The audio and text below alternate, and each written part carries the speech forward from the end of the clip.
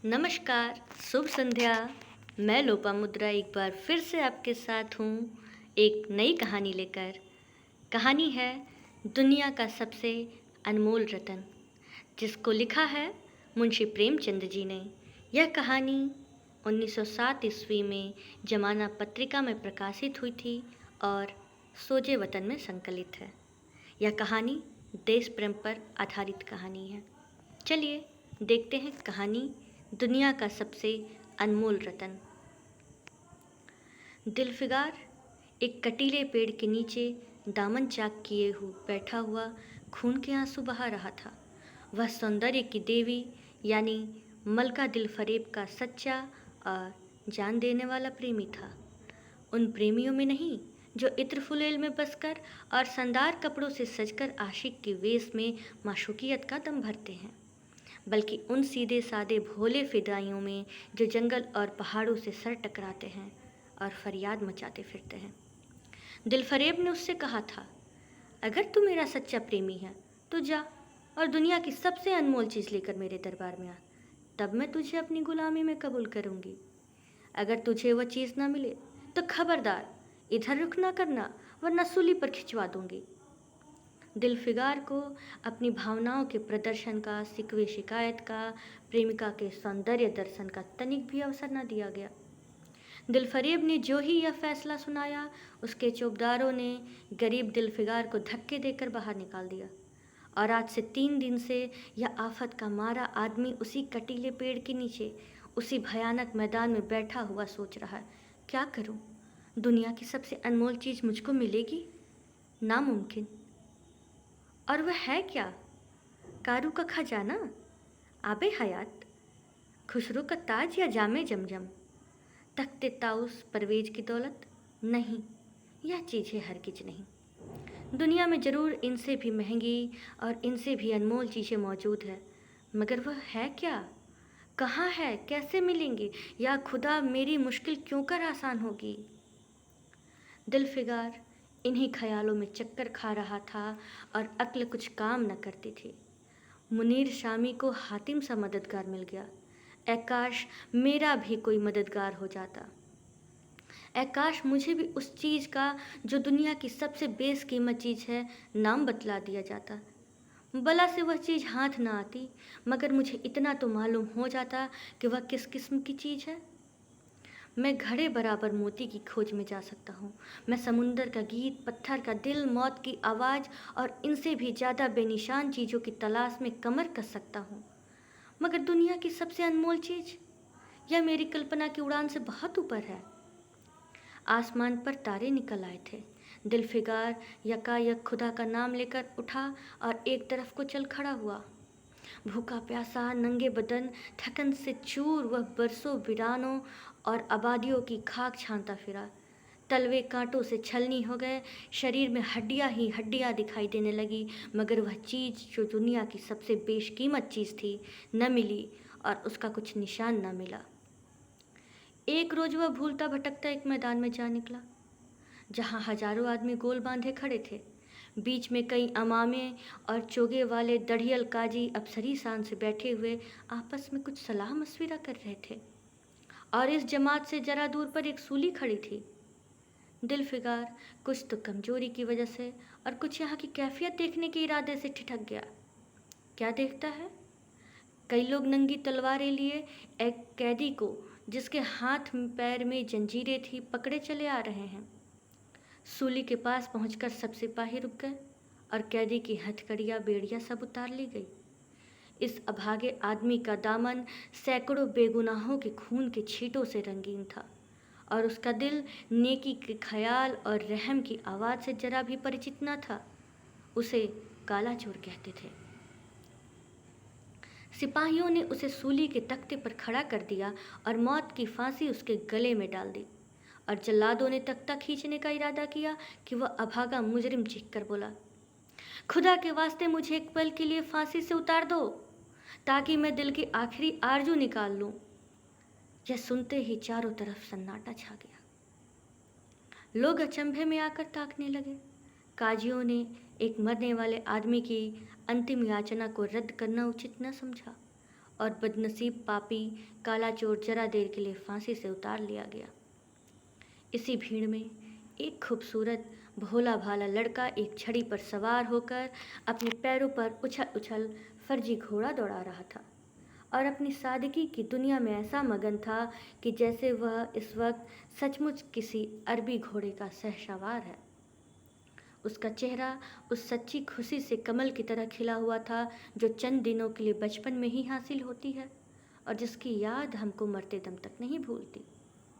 उसका दिल अभी तक पाप की गर्द और धूल से अछूता था और मासूमियत उसे अपनी गोद में खिला रही थी। बदनसीब काला चोर फांसी से उतरा। हजारों आंखें उस पर गड़ी हुई थी। वह उस लड़के के पास आया और उसे गोद में उठाकर प्यार करने लगा। उसे इस वक्त वह जमाना याद आया जब वह खुद ऐसा ही भोला भाला, ऐसा ही खुश व खुर्रम और दुनिया की गंदगियों से ऐसा ही पाक साफ था। माँ गोदियों में खिलाती थी, बाप बलाएं लेता था और सारा कुनबा जान न्यौछावर करता था। आह, काले चोर के दिल पर इस वक्त बीते हुए दिनों की याद का इतना असर हुआ कि उसकी आंखों से, जिन्होंने दम तोड़ती हुई लाशों को तड़पते देखा और न झपकी, आंसू का एक कतरा टपक पड़ा। दिलफिगार ने लपक कर उस अनमोल मोती को हाथ में ले लिया और उसके दिल ने कहा, बेशक यह दुनिया की सबसे अनमोल चीज़ है जिस पर तख्ते ताउस और जामे जमजम और आबे हयात और परे परवेज सब न्यौछावर है। इस ख्याल से खुश होता कामयाबी की उम्मीद में सरमस्त दिलफिगार अपनी माशूका दिलफरेब के शहर मिनोशवाद को चला। मगर जो जो मंजिलें तय होती जाती थी उसका दिल बैठा जाता था कि कहीं उस चीज़ की जिसे मैं दुनिया की सबसे बेशकीमत चीज़ समझता हूँ दिलफरेब की आंखों में कद्र ना हुई तो मैं फांसी चढ़ा दिया जाऊँगा और इस दुनिया से नामुराद जाऊँगा। लेकिन जो हो सो हो, अब तो किस्मत आजमाई है। आखिरकार पहाड़ और दरिया तय करते शहर मिनोसवाद में आ पहुँचा और दिलफरेब की ड्योढ़ी पर जाकर विनती की कि थकान से टूटा हुआ दिलफिगार खुदा के फजल से हुक्म की तामील करके आया है और आपके कदम चूमना चाहता है। दिलफरेब ने फ़ौरन अपने सामने बुला भेजा और सुनहरे पर्दे की ओट से फरमाइश की कि वह अनमोल चीज़ पेश करो। दिलफिगार ने आशा और भय की एक विचित्र मनः स्थिति में वह बूंद पेश की और सारी कैफियत बहुत पुरअसर लफ्ज़ों में बयान की। दिलफरेब ने पूरी कहानी बहुत गौर से सुनी और वह भेंट हाथ में लेकर जरा देर तक गौर करने के बाद बोली, दिलफिगार, बेशक तूने दुनिया की एक बेशकीमत चीज़ ढूंढ निकाली, लेकिन तेरी हिम्मत और तेरी सूझबूझ की दाद देती हूँ। मगर यह दुनिया की सबसे बेशकीमत चीज़ नहीं, इसलिए तू यहाँ से जा और फिर कोशिश कर। शायद अब की तेरे हाथ वह मोती लगे और तेरी किस्मत में मेरी गुलामी लिखी हो। जैसा कि मैंने पहले ही बतला दिया था, मैं तुझे फांसी पर चढ़वा सकती हूँ, मगर मैं तेरी जान बख्शी करती हूँ इसलिए कि तुझ में वह गुण मौजूद है जो मैं अपने प्रेमी में देखना चाहती हूँ और मुझे यकीन है कि तू ज़रूर कभी न कभी कामयाब होगा। नाकाम और नामुराद दिलफिगार इस माशुकाना इनायत से जरा दिलेर होकर बोला, ए दिल की रानी, बड़ी मुद्दत बाद तेरी ड्योढ़ी पर सजदा करना नसीब होता है। फिर खुदा जाने ऐसे दिन कब आएंगे। क्या तू अपने जान देने वाले आशिक के बुरे हाल पर तरस न खाएगी और क्या अपने रूप की एक झलक दिखाकर इस जलते हुए दिलफिगार को आने वाली सख्तियों के झेलने की ताकत न देगी। तेरी एक मस्त निगाह के नशे से चूर होकर मैं वह कर सकता हूँ जो आज तक किसी से न बन पड़ा हो। दिलफरेब आशिक की यह चाव भरी बातें सुनकर गुस्सा हुए और हुक्म दिया कि इस दीवाने को खड़े खड़े दरबार से निकाल दो। चौबदार ने फौरन गरीब दिलफिगार को धक्के देकर यार के कूचे से बाहर निकाल दिया। कुछ देर तक तो दिलफिगार अपने निष्ठुर प्रेमिका की इस कठोरता पर आंसू बहाता रहा और सोचने लगा, कहाँ जाऊँ। मुद्दते रास्ते नापने और जंगलों में भटकने के बाद यह आंसू की बूंद मिली थी। अब ऐसी कौन सी चीज़ है जिसकी कीमत इस आबदार मोती से ज़्यादा हो। हजरत खिज्र, तुमने सिकंदर को आबे हयात के कुएं का रास्ता दिखाया था, क्या मेरी बाह न पकड़ोगे। सिकंदर सारी दुनिया का मालिक था, मैं तो एक बेघरबार मुसाफिर हूँ। तुमने कितनी ही डूबती कश्तियाँ किनारे लगाई हैं, मुझ गरीब का बेड़ा भी पार करो। ए आली मुकाम जिब्रील, तुम कुछ इस नीम जान दुखी आशिक पर तरस खाओ। तुम खुदा के एक खास दरबारी हो, क्या मेरी मुश्किल आसान ना करोगे? गरज यह कि दिलफिगार ने बहुत फरियाद मचाई, मगर उसका हाथ पकड़ने के लिए कोई सामने न आया। आखिर निराश होकर वह पागलों की तरह दोबारा एक तरफ को चल खड़ा हुआ। दिलफिगार ने पूरब से पश्चिम तक और उत्तर उत्तर से दक्षिण तक कितने ही जंगलों और वीरानों की खाक छानी।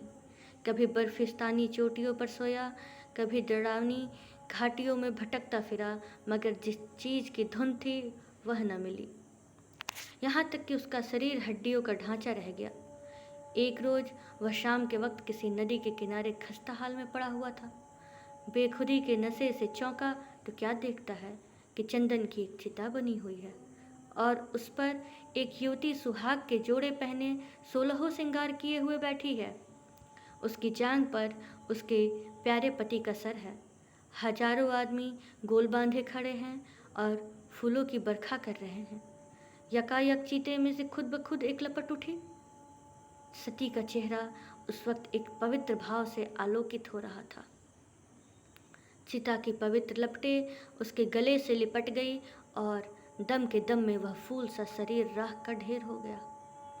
प्रेमिका ने अपने प्रेमी पर न्यौछावर कर दिया और दो प्रेमियों के सच्चे पवित्र अमर प्रेम की अंतिम लीला आंख से ओझल हो गई। जब सब लोग अपने घरों को लौटे तो दिलफिगार चुपके से उठा और अपने चाक दामन कुर्ते में यह राख का ढेर समेट लिया और इस मुट्ठी भर राख को दुनिया की सबसे अनमोल चीज़ समझता हुआ सफलता के नशे में चूर यार के कूचे की तरफ चल पड़ा।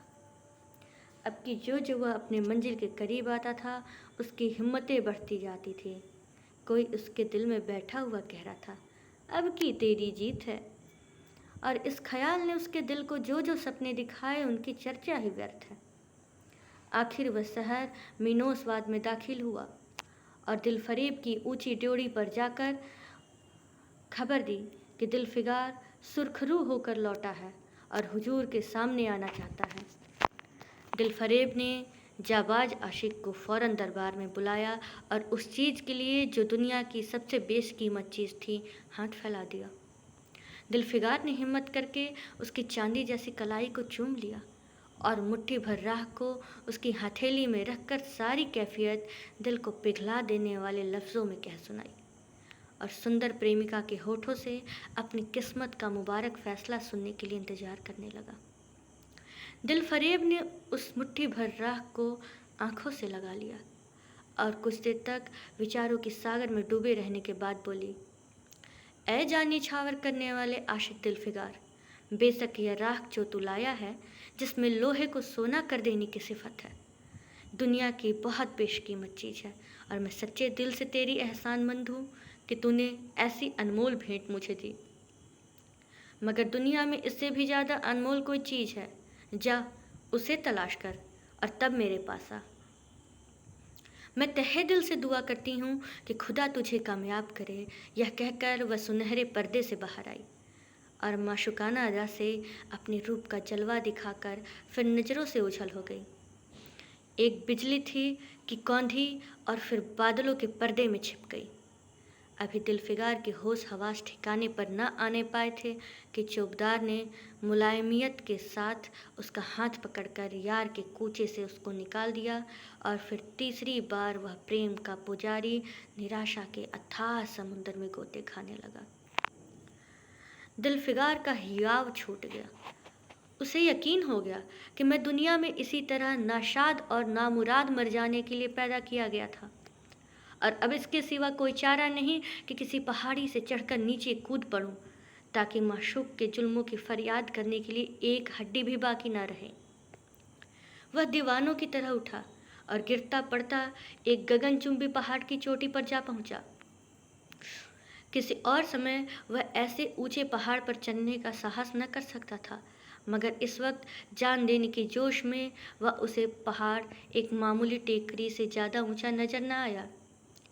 करीब था कि वह नीचे कूद पड़े कि हरे हरे कपड़े पहने हुए और हरा अमामा बांधे एक बुजुर्ग एक हाथ में तस्बीह और दूसरे हाथ में लाठी लिए हुए बरामद हुए।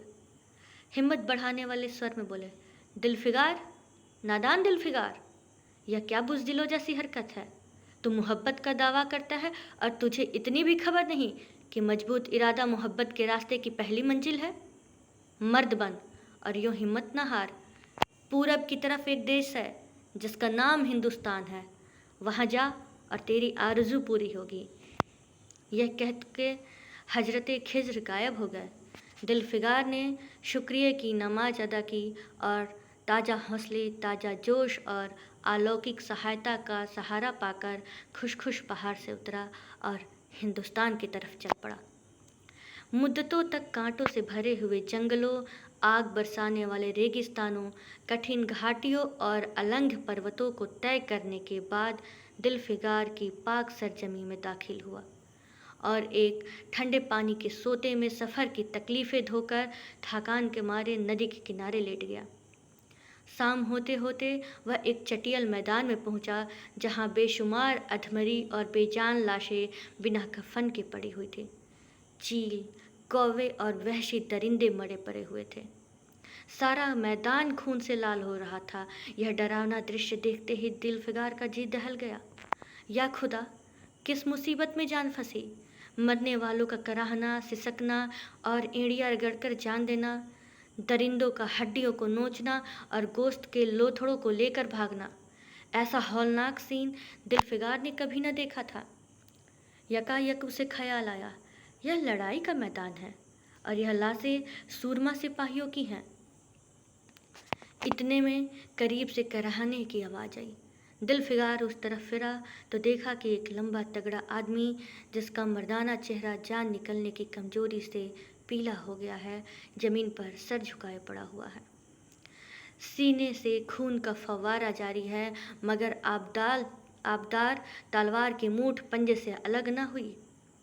दिलफिगार ने एक चिथड़ा लेकर घाव के मुंह पर रख दिया ताकि खून रुक जाए और बोला, ए जवां मर्द, तू कौन है। जवां मर्द ने यह सुनकर आंखें खोली और वीरों की तरह बोलता, क्या तू नहीं जानता मैं कौन हूँ? क्या तूने आज इस तलवार की काट नहीं देखी? मैं अपनी माँ का बेटा और भारत का सपूत हूँ। यह कहते कहते उसकी त्योरियों पर बल पड़ गए।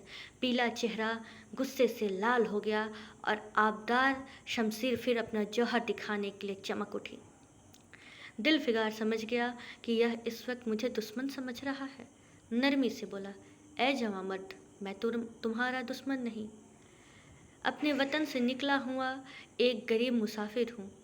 इधर भूलता भटकता आ निकला। बराए मेहरबानी मुझसे यहाँ की कुल कैफियत बयान कर। यह सुनते ही घायल सिपाही बहुत मीठे स्वर में बोला, अगर तू मुसाफिर है तो आ, मेरे खून से तर पहलू में बैठ जा, क्योंकि यही 2 अंजुल ज़मीन है जो मेरे पास बाकी रह गई है और सिवाय मौत के कोई नहीं छीन सकता। अफसोस है कि तू यहाँ ऐसे वक्त में आया जब हम तेरा आतिथ्य सत्कार करने के योग्य नहीं हैं। हमारे बाप दादा का देश आज हमारे हाथ से निकल गया और इस वक्त हम बेवतन हैं। मगर हमने हमलावर दुश्मन को बता दिया है कि राजपूत अपने देश के लिए कैसी बहादुरी से जान देता है। यह आसपास जो लाशें तू देख रहा है, यह उन लोगों की है जो इस तलवारों के घाट उतरे हैं। और गोया मैं बेवतन हूँ, मगर गनीमत है कि दुश्मन की ज़मीन पर मर रहा हूँ। क्या तूने यह मरहम रख दिया? खून निकलने दे, इसे रोकने से क्या फ़ायदा? क्या मैं अपने ही देश में गुलामी करने के लिए जिंदा रहूं? नहीं, ऐसी ज़िंदगी से मर जाना अच्छा, इससे अच्छी मौत मुमकिन नहीं। जवां मर्द की आवाज़ मध्यम हो गई, अंग ढीले पड़ गए, खून इतना ज़्यादा बहा कि खुद ब खुद बंद हो गया। रह रहकर एकाध बूंद टपक पड़ता था। आखिरकार सारा शरीर बेदम हो गया, दिल की हरकत बंद हो गई और आंखें मूंद गई। दिलफिगार ने समझा अब काम तमाम हो गया कि मरने वाले ने धीरे से कहा, भारत माता की जय, और उसके सीने से खून का आखिरी कतरा निकल पड़ा। एक सच्चे देश प्रेमी और देशभक्त ने देशभक्ति का हक अदा किया। दिलफिगार इस दृश्य पर बहुत गहरा असर पड़ा। उसके दिल ने कहा, बेशक दुनिया में खून के इस कतरे से ज़्यादा अनमोल चीज़ कोई नहीं हो सकती। उसने फौरन उस खून की बूंद को, जिसके आगे यमन का लाल भी हेच है, हाथों में ले लिया और इस दिलेर राजपूत की बहादुरी पर हैरत करता हुआ अपने वतन की तरफ रवाना हुआ। सख्तियाँ झेलता हुआ आखिरकार बहुत दिनों के बाद रूप की रानी मलका दिलफरेब की ड्योढ़ी पर जा पहुंचा और पैगाम दिया कि दिलफिगार सुरखरू और कामयाब होकर लौटा है और दरबार में हाजिर होना चाहता है। दिलफरेब ने उसे फौरन हाजिर होने का हुक्म दिया। खुद हब्से मालूम सुनहरे पर्दे की ओट में बैठी और बोली, दिलफिगार, अब की तू बहुत दिनों के बाद वापस आया है। ला, दुनिया की सबसे बेशकीमत चीज़ कहाँ है? दिलफिगार ने मेहंदी रची हथेलियों को चूमते हुए खून का वह कतरा उस पर रख दिया और पूरी कैफियत पुरजोश लहजे में कह सुनाई। वह खामोश भी न होने पाया था कि यकायक वह सुनहरा पर्दा हट गया और दिलफिगार के सामने हुस्न का एक दरबार सजा हुआ नजर आया, जिसकी एक एक नाजनीन जुलेखा से बढ़कर थी। दिलफरेब बड़ी शान के साथ सुनहरी मसनद पर सुशोभित हो रही थी। दिलफिगार हुस्न का यह तिलिस्म देखकर अचंभे में पड़ गया और चित्रलिखित सा खड़ा रहा कि दिलफरेब मसनद से उठी और कई कदम आगे बढ़कर उससे लिपट गई। गाने वालियों ने खुशी के गाने शुरू किए। दरबारियों ने दिलफिगार को नजरें भेंट की और चांद सूरज को बड़ी इज्जत के साथ मसनद पर बैठा दिया। जब वह लुभावना गीत बंद हुआ तो दिलफरेब खड़ी हो गई और हाथ से जोड़कर बोली दिलफिगार से, ए जानिशार आशिक दिलफिगार, मेरी दुआएं बरआई और खुदा ने मेरी सुन ली और तुझे कामयाब और सुरखरू किया। आज से तू मेरा मालिक है और मैं तेरी लौंडी।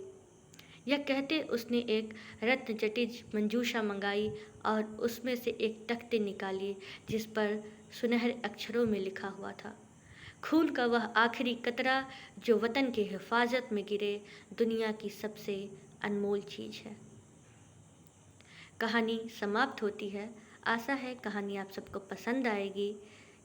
धन्यवाद। शुभ संध्या।